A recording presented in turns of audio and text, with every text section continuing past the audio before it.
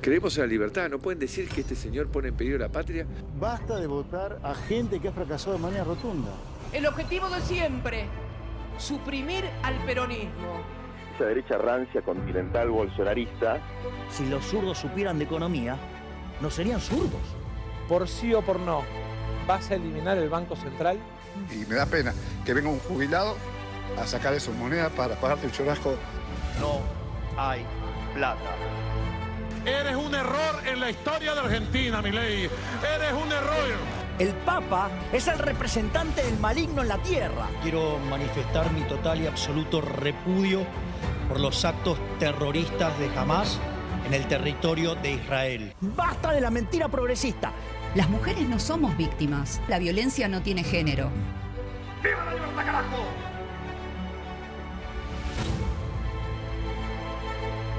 El campeonato de fútbol del mundo evidentemente ha distraído a muchas personas, por no decir a los pueblos, pero las grandes manifestaciones que se producen tienen concentración de muchos jóvenes, no de adultos. Hay sí una tendencia a desplazar completamente la realidad, por unos días al menos. Aquí en Córdoba y en Argentina, hasta dentro de 72 horas seguiremos en este clima de jolgorio. Y por ahí ha pasado por alto, solamente voy a hacer una alusión al tema internacional, ha pasado por alto lo que dijo el vicepresidente de los Estados Unidos, granjero de niño, religioso, de derecha, pero que sin embargo respecto a los conflictos de Medio Oriente tiene posturas diferentes de la del presidente Donald Trump. Y acaba de decir, en el día de ayer, una cosa muy grave, que para evitar malograr, frustrar, lo que quiera, el acuerdo de paz que se estaba preparando en la región y que motorizaba, entre otros, Estados Unidos con Trump y los ayatolás en Irán, ha habido sectores, no los ha identificado, pero probablemente él lo sepa a ciencia cierta, que han pagado para que esos acuerdos no se realicen, para que se frustren. Y de esa manera continúe el uso indiscriminado. No vayan a creer que hay una selectividad en el empleo de las armas. Pagar para seguir con la lucha, algunos creen que es lucha, otros creen que es una batalla perdida porque la pérdida de seres humanos significa perder algo, perder lo más importante de la humanidad, que es, al menos desde mi perspectiva, el ser humano. Esa investigación que él propone ahora para saber quiénes son los responsables de los que ponen la plata, para evitar el acuerdo que parecía ya en un momento determinado plasmarse. Y también evitar que algunos de los países involucrados interviniesen en la cuestión y se generalizara. No lo dijo Trump, porque Trump no se sabe si lo que dice a la mañana lo va a decir al mediodía o lo va a repetir a la noche. Ese es el mundo en el que vivimos. Los que participamos del campeonato mundial, digo, participamos simplemente como espectadores, también identificados con una línea de juego, hay muchas cosas para decirlo en ese aspecto, estamos fuera de la realidad. Dentro de unas horas vamos a volver a la realidad. Y una cosa bien curiosa, o no tanto, Milei, ¿qué acaba de decir cuando vio a los jóvenes portar las banderas reclamando la soberanía argentina en las Islas Malvinas? O que la soberanía es nuestra, o que las Islas Malvinas son nuestras y consiguientemente podemos y tenemos el derecho de recuperarlas si es que alguna vez tuvimos algún tipo de mando allí. Apenas dijo, para referirse a los banderines, que la solución es diplomática y no la de esas banderas que propician una drástica solución refiriendo que las Malvinas son argentinas.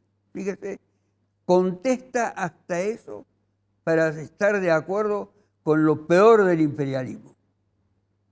Desde muy chico o desde muy joven o ya maduro, lo seguí a Miguel Berrotarán como dirigente gremial, más en la calle. En la calle.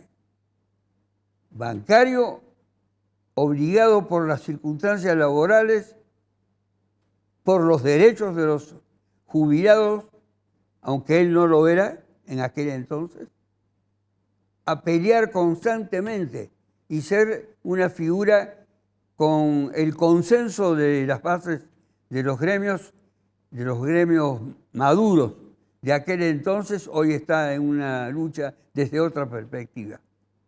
¿Es así, Miguel Berrotarán?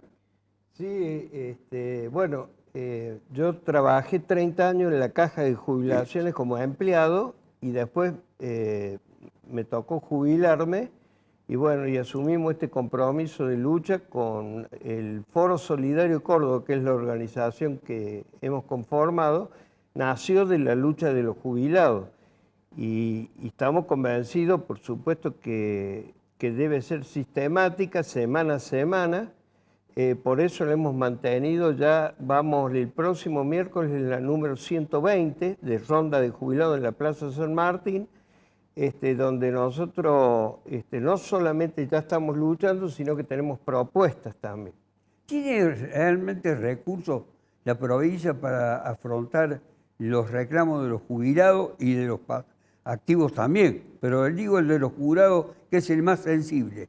Bueno, la provincia de Córdoba, doctor, ha tenido el error, me parece a mí político, hace 31 años y 9 meses que tiene, por ejemplo, la Caja de la Provincia intervenida, lo cual esa anomalía, esa irregularidad inconstitucional, hace que sea legítimo que nosotros, en calidad de aportantes, tengamos muchas dudas de qué hacen con los fondos de seguridad social.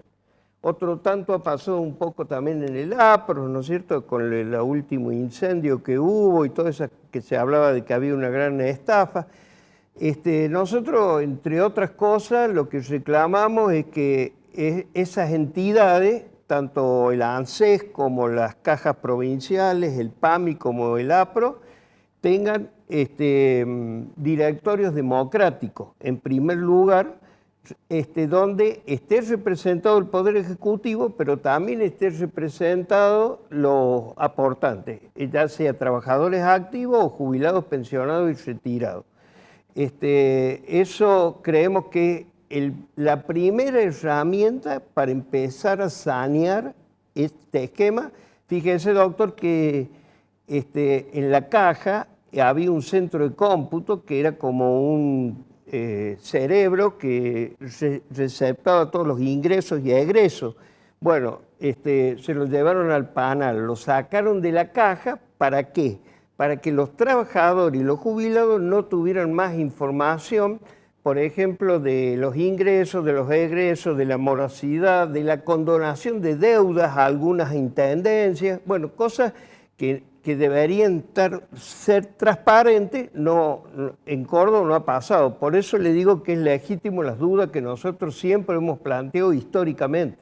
Te voy a volver con algunos de los puntos que usted tocó, porque son propios de la gran sensibilidad que hay en sectores completamente descartados casi como personas, que son los sufridos jubilados. ¿Quién vota un radical? No, hay mucha gente. Porque... En la pregunta se la hago a Dante Rossi, que es respetado por todos los periodistas por su sinceridad y porque concurre a los programas de opinión sin ningún tipo de imposiciones, pedidos, nada. Enfrenta la pregunta. Esta pregunta puede parecer hasta falta de respuesta para el que se la preguntan. No, pero nosotros, lo que pasa, depende, el radicalismo nacional está complicado. En Córdoba tenemos mucha más potencialidad electoral lo que necesitamos, me parece a mí, es recuperar identidad. Por ahí, en el último tiempo, hemos tenido radicales de un lado, radicales con Milei, radicales con el gobierno provincial, radicales independientes. Lo que hay que hacer es tratar de, bueno, ahora tenemos una posibilidad de renovar las autoridades del partido, lo vamos a hacer antes de septiembre, y a partir de ahí, bueno, tratar de ganar identidad. Yo digo, ¿por qué ganar identidad? Porque uno por ahí pregunta, ¿puede haber algún radical, por ejemplo, que no defienda a los jubilados, por ejemplo? ¿Puede haber algún radical que piense si hay que acompañar o no a los sectores de la discapacidad, que el gobierno nacional los está prácticamente los vacía de fondos? Puede haber algún radical que piense que no hay que apoyar la educación pública. Bueno, y ahí aparecen algunos que tratan de buscar alguna alianza electoral para sumar algunos votos más, y a mí me parece que se equivocan, ¿no? A mí me parece que el radicalismo hoy es claro que tendría que representar defensa de los jubilados, defensa de las pymes, defensa de los que hoy más sufren la crisis, defensa de la producción, defensa de la educación pública, defensa de las personas con discapacidad. Y bueno, muchas veces por muchos radicales que votaron distinto acompañando la gestión de Javier Milei, es como que se ha desdibujado nuestro perfil. Dante Rossi es muy inteligente con la respuesta que ha dado, porque ha ido segmentando el voto de uno en uno. Habrá uno, habrá otro, como si no fuese una, como lo fue en algún momento, una gran cantidad de cordobeses que a lo largo de por lo menos medio siglo votaban al radicalismo. Eso vamos a ver consultándoselo a Norman Berra, que es periodista, es consultor, trabaja en una consultora, la de Delfos, que hace mediciones de la opinión pública, trabaja en un órgano que es el diario Perfil o la empresa, no los podrá explicar quizá él. Y los estudios de ellos, no sé si coinciden con una serie que han sido actualmente expuestas al público como dándole primacía al presidente Milei y pocas opiniones sobre Córdoba. Bueno, gracias por la pregunta. Me parece que yo coincido en general con algunas de las líneas expresadas por Dante, pero creo que lo que señala en general el posicionamiento político es que el radicalismo está en una situación incómoda porque como aliado nacional de Milei es difícil que pueda oponerse a líneas políticas que está avalando a nivel nacional, digamos. Cuando Dante habla del recorte de los jubilados, es el mismo recorte o peor está haciendo el gobierno nacional. Cuando habla de la discapacidad, estamos exactamente en la misma situación. Entonces ahí me parece que está embretado porque una vez que elige una posición de la grieta nacional, quedas como en offside, para usar un término futbolístico ya que estamos en pleno mundial, con respecto a algunos posicionamientos provinciales. No lo digo en el caso de Dante, que me parece que tiene una posición consecuente, pero voy al titular del partido, concretamente Rodrigo Loredo, que ahora tendrá que revalidar o no sus mandatos. Es difícil que vos, cuando has avalado determinadas políticas en el Congreso Nacional, puedas criticar o cuestionar políticas del gobierno provincial que no tienen la virulencia que tiene la de Milei, ¿no es cierto? Y ahora, en los trabajos que ustedes hacen, aparece en Córdoba particularmente una línea opositora al gobierno de Córdoba muy visible, con capacidad de reunir votos. Bueno, la pregunta es muy buena. Hay que pensar en lo siguiente. En los últimos turnos electorales, por lo menos en los últimos 15 años, el voto de los cordobeses tiene un comportamiento muy nítido a nivel de elecciones de medio término nacionales. Sistemáticamente gana el antikirchnerismo y lo que más representa el antikirchnerismo ha sido en su momento el acuerdo cívico y social, después fue Juntos por el Cambio y Cambiemos, con el cambio de sello, y hoy es el mileísmo. Eso explica el resultado victorioso del mileísmo en la elección de medio término del año pasado, donde saca el 42% de los votos, e incluso te doy un plus, los 4 votos que saca Spachesi también se los podrías poner en la misma cantera, pueden ser votos libertarios orientados. Pero después en la elección de gobernador tiene un comportamiento muy diferente. Muy diferente. Ahí ya el cordobés no vota pensando en la grieta nacional, sino que vota pensando en la provincia, y habrá que ver qué dice el turno electoral 2027, pero sistemáticamente desde hace 6 elecciones consecutivas viene imponiéndose con relativa comodidad el oficialismo provincial, ¿no? Escucharon bien al Norman Berra. esta última parte como su carácter de consultor, porque está haciendo estudios de la opinión y va decidiendo en base a lo que le brindan los consultados, no es invento de él.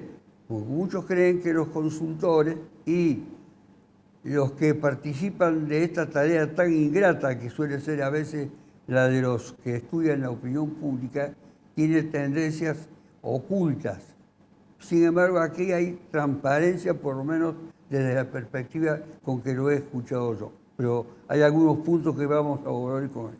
Desde mi muy lejana juventud, trabé relación y me constituí en un amigo de el Colorado Marquini. Me mira con cierta hostilidad, que no sé si es... Pero si usted ha sido mi padre, ¿cómo me Bueno, va a mirar con hostilidad? Pero a los padres también se los mira con hostilidad. Bueno, pero no es el caso suyo. Bueno, no es mi caso, entonces yo voy a lo No es el siguiente. caso suyo. Aquí no se puede evitar hablar de fútbol. Pero usted, yo respeto eso, está completamente apartado de la cuestión del análisis deportivo en público, con el periodismo, está completamente apartado. Sí, Y se lo voy a respetar. Pero lo que no lo voy a respetar es que no quiera decir lo que sabe usted, cómo llegó Scaloni a ser el técnico de la Argentina. Bueno, eso viene a ser un poco también, y gracias por la oportunidad, para reivindicar y homenajear al flaco César Luis Menotti, ¿no? Es decir, corporativamente por los periodistas olvidado, clausurado, cancelado, pero fue el verdadero artífice de esta selección. El verdadero artífice de esta selección. ¿De esta selección? Sí, sí, sí. Fue Menotti. Rápidamente iba a tratar de contarle cómo fue. Veníamos del desastre de San Paoli en Rusia, donde se habían peleado todos contra todos, y Tapia entonces tenía una desorientación. Perdón, la pelea entre todos era de los jugadores con los técnicos, con los dirigentes. No, San Paoli hizo un ring del vestuario. Atiendan hinchas de Talleres. Pobre Fassi. Pobre Fassi. Pero bueno. Bueno, remontemos la historia al punto de partida.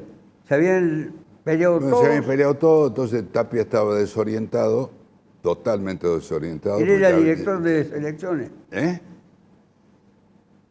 Menotti, era director de selecciones. No. A raíz de esa desorientación que tenía Tapia y del fracaso de todos los técnicos anteriores que habían pasado con la selección, el famoso Messi perdedor, se arrima un amigo común entre él y el flaco Menotti y le dice de alguna manera que por qué no lo convoca como una asesoría para reorganizar un poco el tema de la selección. Efectivamente Tapia acepta, lo va a hablar a Menotti y le plantea más o menos cómo está el panorama. Tapia no lo quería Scaloni. Tapia es un usurpador en estos momentos de la selección. El último adjetivo que le esperaba Tapia es este. Tapia es un usurpador porque además le sirve de escudo la selección para los miles de procesos que tiene. Pero bueno, entonces se reúnen, y me acuerdo bien la fecha, un 14 de enero del 2019, se reúnen en la casa de Menotti, le plantea a Tapia, che, mirá, necesito esto.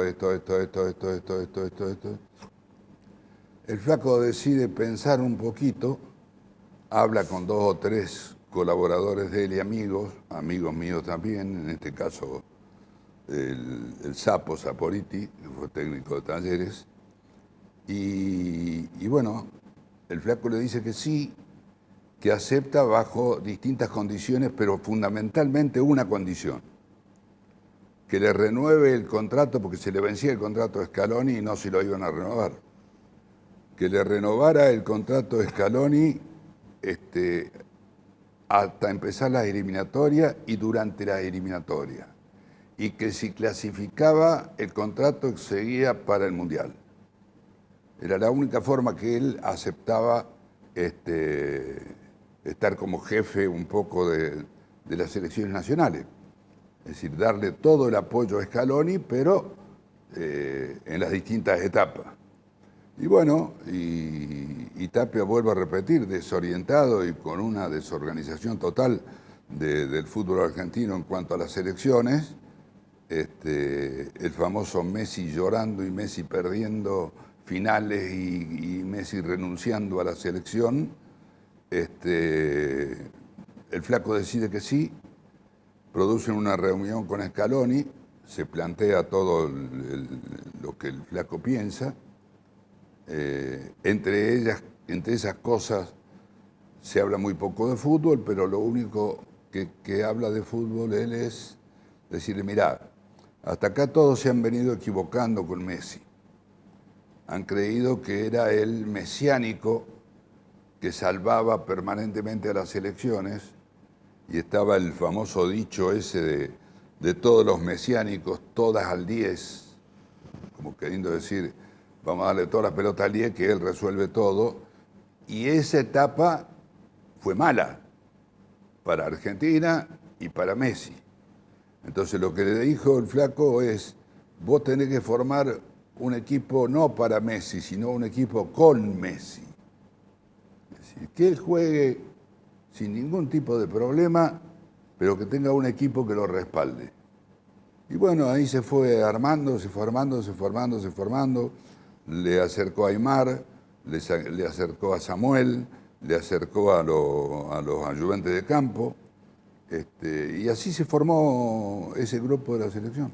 Yo voy a volver, Marquini, con una de las cosas que ha dicho respecto a que no formar un equipo para, sino con, en el caso de Messi, y los fundamentos que eso tiene y los efectos que ha tenido en el tiempo. Berrotarán. ¿Hay posibilidad de orientar el voto de los jubilados? Es difícil. A ver, para que lo dejemos bien claro. ¿Usted hoy trabaja con los jubilados en alguna agrupación, como lo dijo al comienzo? Sí, en el Foro Solidario Córdoba. Eso. Sí, y otras organizaciones de jubilados que conjugan todos en la plaza, ¿no es cierto?, para hacer la ronda, porque no somos los únicos. Sí, somos los que empezamos. ¿Ahí tiene usted un intercambio de opiniones políticas? Sí. ¿O solamente de reclamos? No, porque nos interesan mucho las propuestas. Por ejemplo, tiro una propuesta para que se conozca, ¿no es cierto?, aprovechando que está también Dante Rossi. Por ejemplo, hemos trabajado en estos días sobre una propuesta del PAMI como efector señero, digamos, que tiene un presupuesto de muchos billones, no millones, billones, aclaro, porque la gente a veces no sabe, ese presupuesto es más grande que el de algunas provincias. Bueno, pero lo que queremos decir es que nosotros lo vemos como una cuestión medular, que el PAMI sirva para articular con todos los laboratorios argentinos, por ejemplo, nacionales, provinciales, municipales, de las universidades, los privados, sumando a lo mejor farmacias líderes, etcétera, para fabricar medicamentos a muy bajo costo o 100% gratuitos.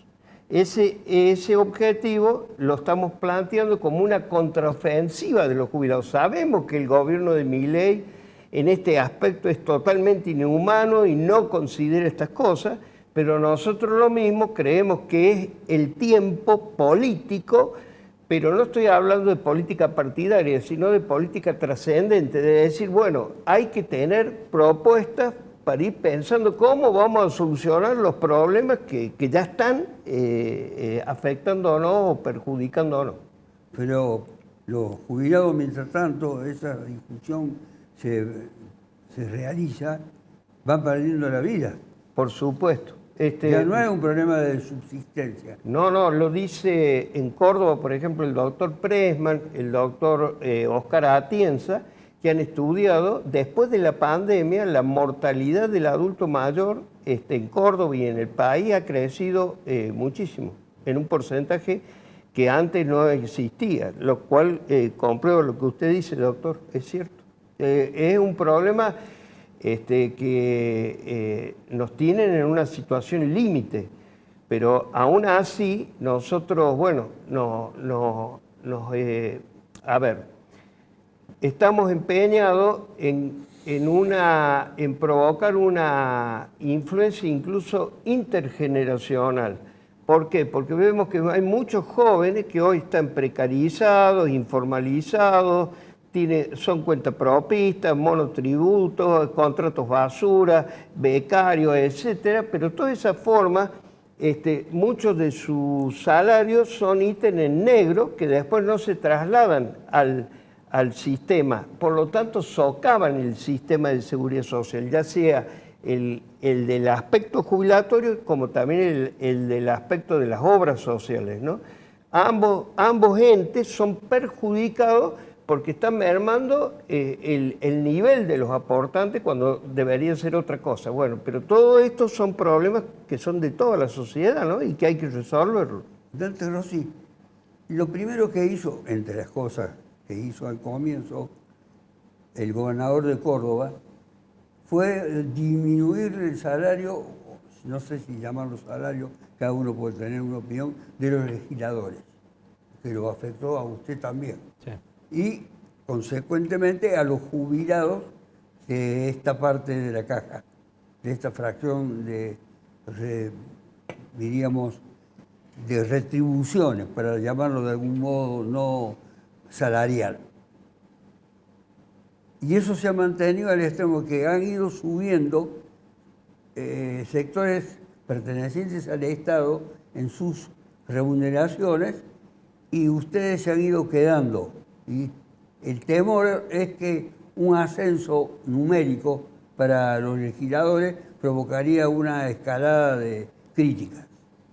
Sí, si llegaran a aumentar el salario de los funcionarios, de los legisladores, creo que habría una revuelta social, así que mejor ni tocar el tema, ¿no? Nosotros nos descontaron efectivamente, nos descontamos nosotros, porque lo autorizamos cada uno de los legisladores, el 15% del salario apenas asumió Martín Yarlora, creo que lo hizo con los funcionarios también, con distintos grados, el nuestro el 15%, y bueno, y eso se mantiene efectivamente desde el primer día. ¿Y sabes si ha habido alguna gestión interna de algún grupo, como la composición de la legislatura de Córdoba, para que la gente sepa, es muy curiosa? No es como la de años anteriores en que había un grupo monopólico. Ahora no. Ahora está dividido y hay que hablar y negociar. ¿Sabe si alguien ha pedido que le den un salario que se parezca a los de otras provincias que son monstruosamente diferentes? No, y nosotros, de todas las provincias, el gasto de la legislatura, nosotros estamos en el puesto 21, o sea, somos la verdad que una legislatura bastante austera. En el puesto 22 debe haber 3 provincias más que cobran, que gastan, que son más baratas que la de la provincia de Córdoba. Hay, por supuesto, siempre se pone la queja y el foco en los órganos legislativos, pero bueno, nosotros funcionamos más o menos con una austeridad que hace de que nadie toque ese tema directamente. Bueno, no tocando ese tema, dentro de unos minutos vamos a tocar los temas de los que ustedes proponen, ya sea en la interna radical, que está muy caliente, pero también hacia la gente para resolver los graves conflictos que tienen derivados de sus remuneraciones tan bajas. Perfecto. La de la gente, no la de usted, porque usted ha aclarado cómo es la cuestión.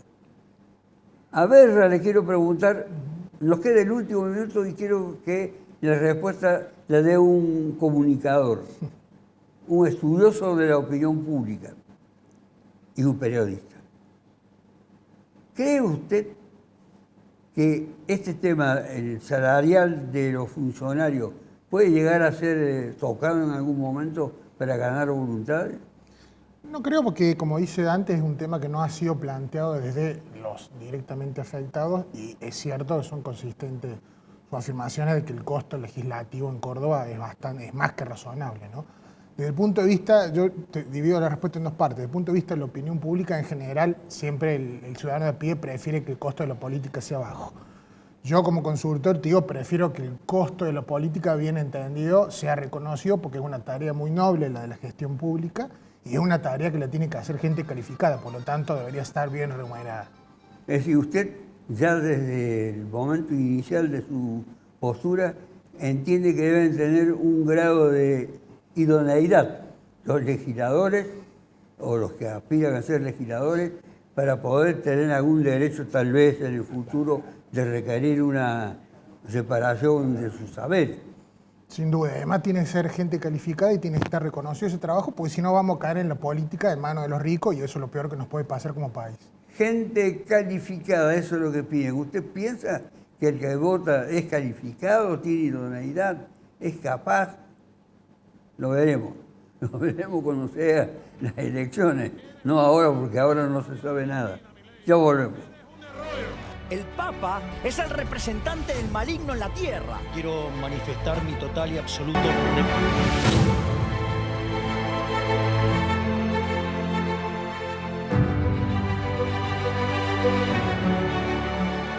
Arte y Joyas, su joyero de confianza, el que mejor paga el oro en Córdoba.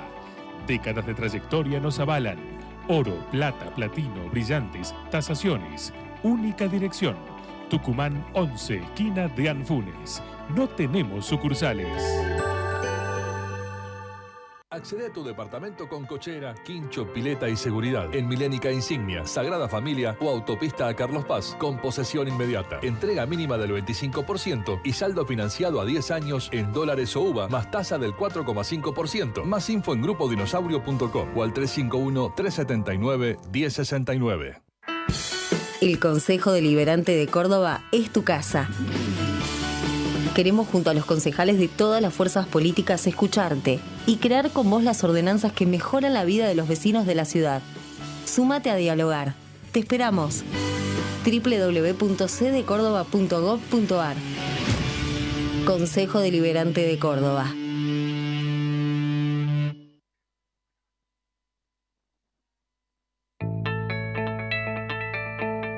Buenas noticias de Cooperativa Horizonte para Altagracia. Sumamos recientemente una nueva fracción en la ciudad, Liniers de Horizonte 4, para unas 160 nuevas unidades. Sí, 160 soluciones habitacionales más que junto a los otros 3 conjuntos en zona norte de Altagracia totalizarán 567 viviendas sociales. Horizonte es el sistema seguro, accesible y flexible que te permite llegar a la casa propia. Para más información, comunícate al 425-7060 y sacate todas las dudas. Horizonte, los pies sobre la tierra. Con tarjeta Dino Mastercard tenés descuentos todos los lunes del mes en indumentaria, deportes, electro, muebles y más. Seguinos en nuestras redes y sé el primero en conocer todas las promos. Con la tarjeta Dino Mastercard, agranda tu mundo. El agua es un recurso indispensable para la vida y se está agotando por las malas acciones y la inacción del hombre que provocaron los cambios climáticos. En San Francisco, cada habitante consume un promedio de 465 litros de agua por día, cuando lo recomendable son 260 litros. Seamos más responsables. Cuidemos nuestra fuente de vida, el agua, porque cuidar el agua es cuidar el planeta. Y esa es una responsabilidad de todos. En San Francisco el progreso sigue porque tenemos pasión por hacer. Gobierno de la Ciudad de San Francisco. Con tarjeta Dino Mastercard tenés descuentos todos los lunes del mes en indumentaria, deportes, electro, muebles y más. Seguinos en nuestras redes y sé el primero en conocer todas las promos. Con la tarjeta Dino Mastercard, agranda tu mundo. Arte y Joyas, su joyero de confianza, el que mejor paga el oro en Córdoba. Décadas de trayectoria nos avalan. Oro, plata, platino, brillantes, tasaciones. Única dirección. Tucumán 11, esquina de Anfunes. No tenemos sucursales.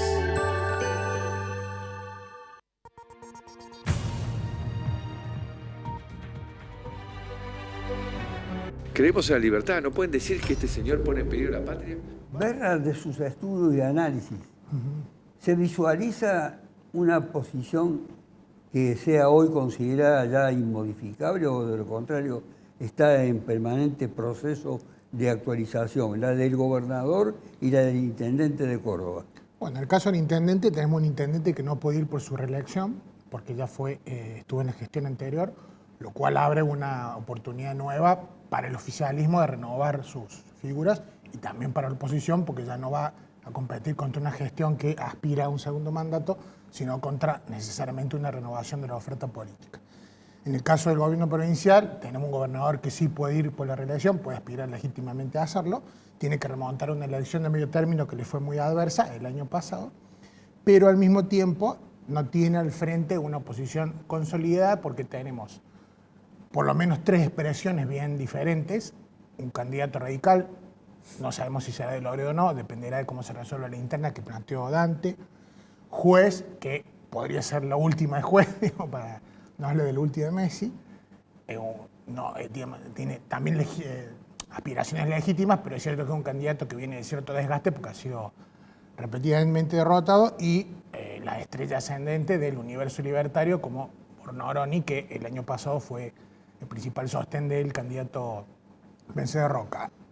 Ante una oposición dividida, sin duda que las chances del gobernador en curso crecen. No sabemos si la oposición va a llegar unida o no, es muy prematuro todavía, estamos hablando que estamos a mediados de julio, no sabemos cuál va a ser la fecha de la elección, probablemente falte un año, quizá un poco menos, pero yo diría que en un escenario de oposición consolidada, ahí tenemos probablemente una elección polarizada entre Yarlora y el candidato que tengamos al frente, mientras que si la oposición concurre de manera dividida, probablemente aún en una situación de relativo desgaste del gobierno provincial, el oficialismo tendría una ventana de oportunidad para renovar. Señores de la oposición, escuchen a Berra, procesen lo que ha dicho y actúen en consecuencia. Si no quieren terminar, está uno de los más conspicuos opositores, que es Dante Rossi.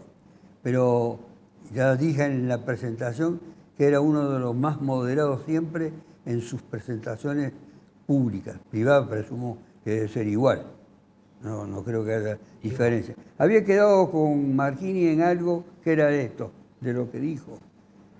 No jugar para Messi, esto es estrictamente historia, porque se refiere a personas que ya no están con vida, y de lo contrario, jugar con Messi. ¿Eso se ha cumplido alguna vez? Y bueno, fue el gran cambio. Ahora se está cumpliendo eso en forma... Totalmente. Y Argentina jugando con Messi ganó 2 Copa América, una Copa Internacional, campeones del mundo, es una de las mejores selecciones del mundo. Yo quería agregar el tema de que, aunque sea autorreferencial, la información mía es exclusivamente del lado de la gran amistad que yo tuve con el Flaco Menotti, con Saporiti, con toda esa gente, a través de 50 años que uno lleva en el periodismo deportivo, y bueno, circunstancias que hacían que el Flaco viniera acá muy seguido. Cuando lo fustigaban en Buenos Aires, se refugiaba en Córdoba. Es simple, Carlos. En la época en que todo el mundo decía que había que dársela a Messi, Argentina perdió todo. Messi se fue llorando, Messi se retiró de la selección en esa época. En esta otra época, donde se ha armado un equipo que juega con Messi, dándole la libertad total para estar parado allá tranquilito, sin ningún problema, y tirar un centro para que otro convierta el gol. No lo hacen correr, no lo hacen perseguir, corren todos los otros y juegan todos los otros. Y bueno, los resultados están a la vista. Están a la vista. En una etapa con una filosofía se perdió todo y en otra etapa se ganó absolutamente todo. Usted recuerda recientemente, no sé qué, si era un torneo o una selección que enfrentaba a otra, no sé cuál, jugó la Argentina sin Messi, con Brasil, lo bailó verdaderamente a Brasil, le ganó 4-1 y fue una demostración exquisita de fútbol de la Argentina sin Messi.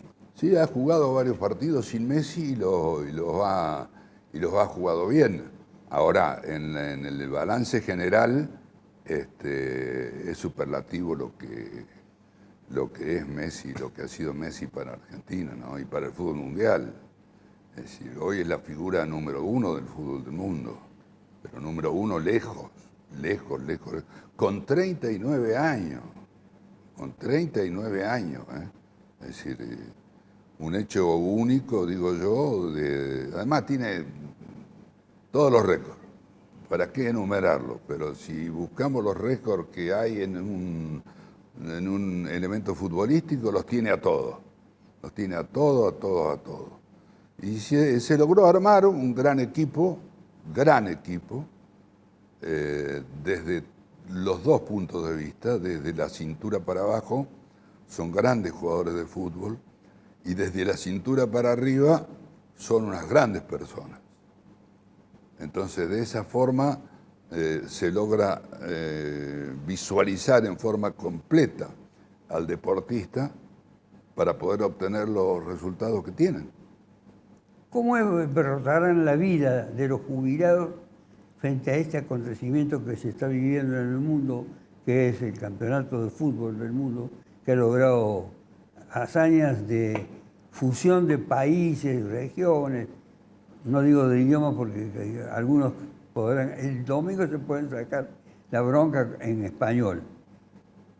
¿Le da tiempo a ustedes con todos los carencias y dificultades? No, pero aún así los jubilados lo sienten con mucha emoción, pasión, sobre todo este último partido, ¿no? Con Inglaterra era un tema especial.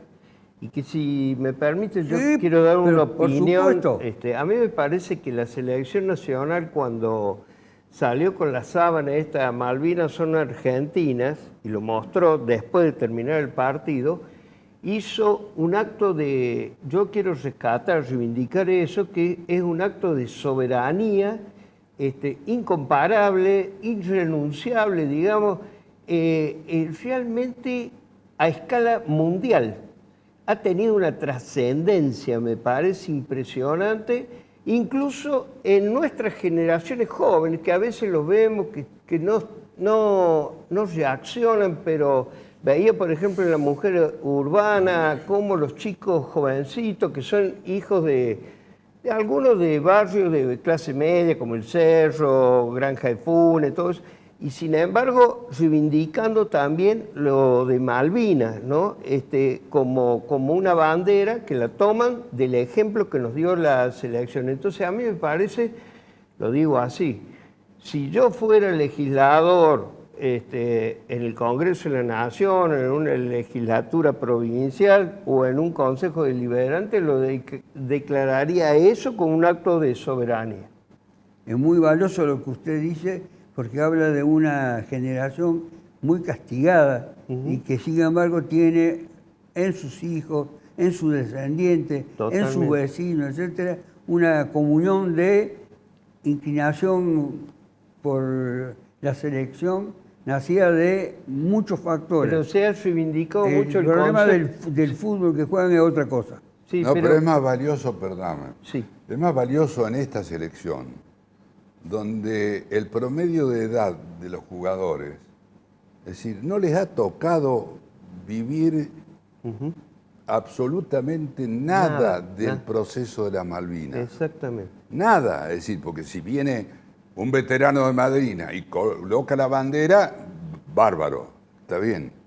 Pero que estos chicos, que estos muchachos hayan ido hasta donde estaba esa bandera, los de la tribuna se la arrojaron y ellos la desplegaron arriba del terreno, provocando, como decía recién él, por un hecho natural. Millones y millones de personas en el mundo estaban mirando eso. Me parece que es un acto de rebeldía y de demostración de pertenencia que, bueno, que no sé si se ha visto en otros lados. Sobre todo, digo yo, de chicos y avalando muy jóvenes. lo que dice acá Marchini, no nos olvidemos que hubo un proceso de desmalvinización que duró bastante tiempo político, que no querían que nadie hablara, y esto, sin embargo, como él dice, estas nuevas generaciones han tomado esa bandera y me parece que se ha recuperado el concepto de patria. Acá se los ocultaba a los héroes de Malvinas. Acá no se los quería exponer, no se los quería tener en cuenta, no desfilaban, es decir, eran prácticamente parias. Sí, era como un acto vergonzante para algunos argentinos. Verla entre los objetivos de los sectores juveniles, no sé qué edad pueden llegar a tener los que usted consulta. El tema deportivo, ¿tiene algún rol? Este asunto deportivo que es el mundial, no hablo de otras cosas. ¿Tiene algún rol en los jóvenes? ¿Puede tomarse algún modelo de motivación? Sí, nosotros medimos en el segmento joven todos los menores de 30 años, de 18 a 29, y en alguna medición incluimos de 16 a 29, y el mundial es un fenómeno transversal a todas las edades. Con algún matiz en los porcentajes, todos los segmentos etarios argentinos son muy futboleros, el mundial es muy movilizador, y coincido con los dos que me precedieron en la palabra, con la importancia del acto simbólico, porque hoy está hablando el mundo de Malvinas. ¿Por qué? Porque el mundial lo ven miles de millones de personas por fuera de las que están en la cancha. Entonces ese acto es una potencia simbólica tremenda. Me atrevo a decir además que ha dejado un lugar incómodo a Milei, porque Milei no es muy futbolero y porque él ha sido un confeso admirador de Margaret Thatcher, con lo cual quedó en una posición offside, diríamos, de nuevo para usar analogías futbolísticas. La puede capear, por supuesto, porque ha dicho, bueno, reclamos por vía diplomática, nadie duda de eso, ya fuimos a una guerra por una dictadura genocida y así nos fue. Pero además, sin duda que volvió a instalar el reclamo en los foros mundiales esto, y hoy ya hay medios de Gran Bretaña que están diciendo, y es evidente que en algún momento vamos a tener que dialogar con Argentina porque lo dice la ONU, no lo dice Giulio Celso al poner la bandera, lo dice la ONU. No, perdóname. Además, este grupo de la selección, encabezado por Scaloni, es muy buena gente. Usted lo dijo al comienzo. Muy buena gente, de buena madera. Vienen de abajo, luchando, pero con unos conceptos bien claros de lo que es la vida, de lo que son los valores, de lo que está bien, de lo que está mal. Ese es otro de los temas que a lo mejor los jóvenes, como decís vos, lo toman y se aferran. Por eso es que yo creo que ninguna selección, yo las he visto del 78 para acá, todas, ninguna selección ha producido lo que produjo esta selección. Ninguna. De crear así... ¿En orden al patriotismo, dice usted? Que no ha creado otra. ¿En orden a las cuestiones patrióticas? No, en cuanto a los valores, a la empatía, a la empatía que tienen los jugadores, el técnico. Usted lo ve hablar al técnico y es una persona común, es una persona que no anda con rebusque, además las conferencias de prensa siempre hace un chiste, es decir, no es el ogro que ponen ahí en la conferencia de prensa y se pregunta esto, lo otro. Eso es lo que ha cambiado y eso, me parece a mí, es lo que ha hecho que en el campeonato futbolísticamente estén como están. Es decir, no dan por perdido absolutamente nunca nada y fundamentalmente creen en ello hasta agotar sus fuerzas. Muy buena esa corazón referencia. Valiente. Sí. Como dice... Corazón valiente, digo, son los jugadores de la selección. Ponle la garra. ¿Qué lo va a distinguir, porque lo distingue algo muy marcado a usted, de un sector importante de lo que se llaman dirigentes del radicalismo? Yo no sé a quién dirigen, pero tengo alguna duda sobre eso. ¿Ustedes qué proponen para diferenciarse o para contribuir a unir a esos sectores hoy dispersos? Dos cosas. La primera, no me comparo con los otros, solamente digo lo que uno piensa que tendría que, cómo tendría que funcionar el radicalismo. El radicalismo perdió horizontalidad. Yo me acuerdo que cuando Eduardo Angelo era líder indiscutido del radicalismo de Córdoba, nos sentábamos todos en la mesa, consultaba, se discutía, se debatía, había debates acalorados y se resolvían las cosas entre todos. Eso hoy en el partido no pasa. Es más, el Congreso de la semana pasada lo que buscaba era prorrogar los mandatos para que un grupo chiquito de dirigentes resolviera para dónde vamos sin ningún tipo de inconveniente y sin ningún tipo de oposición. Nosotros proponemos un partido que discuta, que debata, que participe en todo, volver a lo de Villa Giardino. Nosotros teníamos un encuentro por año en Villa Giardino donde cualquiera iba y levantaba la mano y decía lo que quisiera delante de todos los dirigentes más importantes del partido, y eso ayudaba a unificar un discurso y a que nos sintamos todos parte. Y la segunda, que tiene que ver con el debate de fondo. O sea, yo vengo planteando que el radicalismo por concepción, por valores, por principio, no tiene nada que ver con la Libertad Avanza, absolutamente nada que ver. Nosotros recién al principio hablamos de cuáles son los valores del partido desde mi punto de vista, que no tienen absolutamente nada que ver con la gestión de la Libertad Avanza a nivel nacional. Entonces, bueno, yo busco que el radicalismo no termine en Córdoba con una alianza con la Libertad Avanza, porque creo que se le puede ganar a Yarlora, creo que el radicalismo tiene hombres y mujeres muy valiosos para plantear propuestas, para convencer a los cordobeses que tienen que mirar para otro lado, que soplen aires nuevos, pero no creo que haya que hacerlo con la Libertad Avanza, porque incluso creo